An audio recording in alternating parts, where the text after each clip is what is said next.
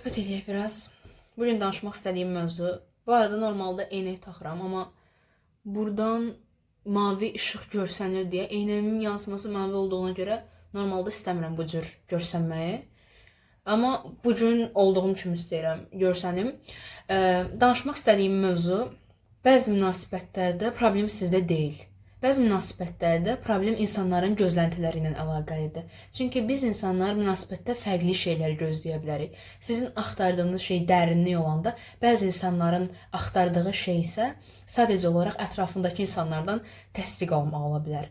Ki mənim bir neçə münasibətim buna görə bitmişdi. Həm sosial mediadakı münasibətim, həm də ki real həyatdakı münasibətim bitmişdi deyəndə hər dəfə belə danışmağıma baxmayın. Yəni bitirici olmağım fəxr elədiyim bir şey deyil. Sadəcə olaraq müəyyən qədər məsafə qoymağı bacardım və ən əsası da bu şeyləri daha öncədən fərq eləməkdir.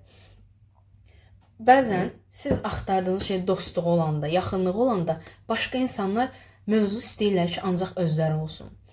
Təəssüf ki, mən belə insanlar tanıdım ki, mövzunu həmişə özlərinə gətirən insanlar var. İstəyirlər ki, hamı onlardan danışsın və İstəmədiyiniz qədər özləri haqqında o qədər çox məlumat verirlər ki, siz artıq yorulmağa başlayırsınız. Belə insanlar bilsiz necədir? Açıq bir kitabdılar və özlərini o qədər açırlar ki, yəni deyirlər ki, al məni vərəqlə, o qədər açırlar. Siz istəmədiyiniz qədər onlar haqqında çox məlumatlar əldə edirsiniz. Əldə edirsiniz deyəndə, yəni məlumata məruz qalırsınız deyə. Çünki istəmədiyiniz qədər və lazımsız detalları ilə olan məlumatlardan söhbət gedir.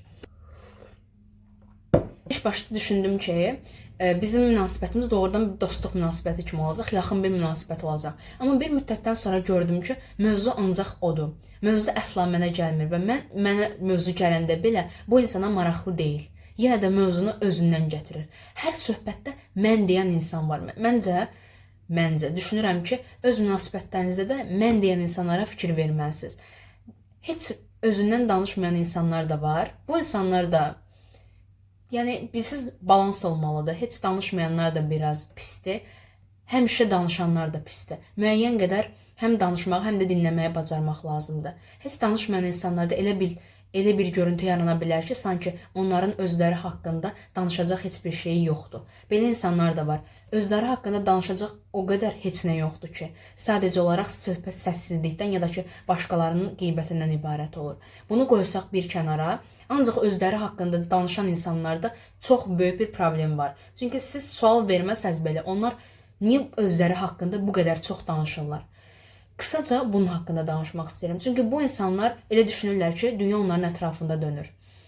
Və hər dəfəsində özləri haqqında olan varsayımları təsdiqləmək üçün ətrafdakı insanlara başvururlar. Ətrafdakı danışdıqları insanlar onlar üçün söhbət eləyə biləcəkləri, yeni bir şey öyrənə biləcəkləri, dərinlik yaradacaqları insanlar deyil də, daha çox öz egolarını təmin eləmək üçün, öz narsistik tərəflərini təmin eləmək üçün olan bir vasitədir. Və bu insanlar əsla dərinliyi axtarmırlar. İlk başda səmimi görsənsələr, aldadıcı bir cazibədarlığı olsa belə insanların əslində tək məqsədləri mövzunu özlərinə gətirib diqqət mərkəzində olmaqdır. Bir də ki, söhbətlərdə bəlkə fikir verərsiniz ki, bəzən insanlar özləri diqqət mərkəzi olmadıqlarına görə çox narahat olurlar. Buna görə də çalışırlar, əllərindən gələni edirlər ki, mövzu onlar olsunlar.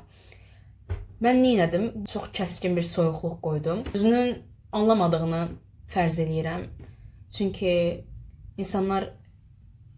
belə insanlar çox səthi olurlar.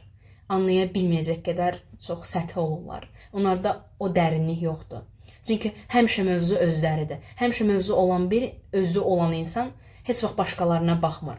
O insanlar ancaq söhbət və mövzu özlərinə gələndə danışırlar. Söhbət və mövzu onlar olanda başlayırlar söhbətə həvəslə qatılmağa. Belə hallarda problem sizdə deyil. Problem bu insanların özündədir və hər dəfə də özümüzü günahlandırmaq doğru olmaz. Ki mən bu münasibətdə bunu fərq eləyəndə bu insanın necə egoist olduğunu, necə təsdiq arayışında olduğunu fərq eləyəndən sonra çox məyus olmuşdum. Çünki mənim həqiqətən də məqsədim yaxın bir dostluq qurmaq idi. Amma bu insan isə bunu fərq eləyə bilməyəcək qədər aciz idi deyək. Çünki və fərq eləyə bilməyəcək qədər də özünə fokuslanmışdı.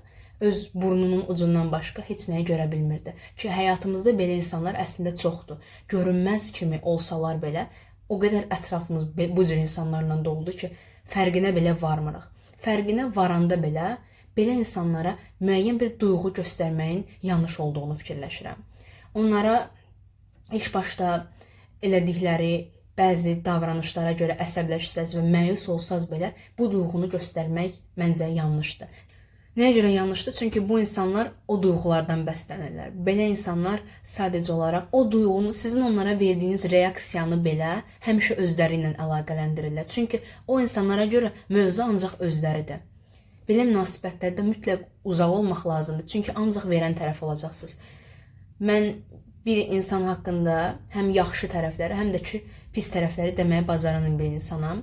Yaxşıları desəm belə, elə bilirlər ki, bu insanların münasibəti davam etdirmə şəkli bu şəkildə olduğuna görə onlar həmişə özlərinə qarşı tərif gözləyirlər və qurduqları münasibətdə tərif gözləntisi altındadır. Sanki bu insanlar bir-birlərindən tərif alış-veriş eləyirlər. Amma söhbət daha ciddiyə gedəndə və həqiqətən də dərin bir mövzu gələndə bu insanlar geri addım atırlar. Çünki onlar o qədər səthidirlər ki, bunları anlaya bilməzlər.